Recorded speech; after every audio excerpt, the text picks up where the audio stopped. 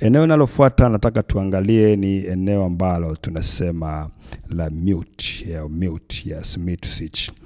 Hii inafanyaje? Hii inatumika kama hii njia itumiki ya microphone ni kimute, basi sitasikika. Kwa mfano nasema kutawala, kwa hiyo ni kimute manake haiwezi kusikika. Kutawala kanuni za msingi, hiyo ndo kazi yake. Manake unapobonyeza mute manake nyamazisha. Kwa hiyo hii manake haitasikika kwenye upande wa front on house. Okay, hiyo ndo kazi kubwa ya hii mute.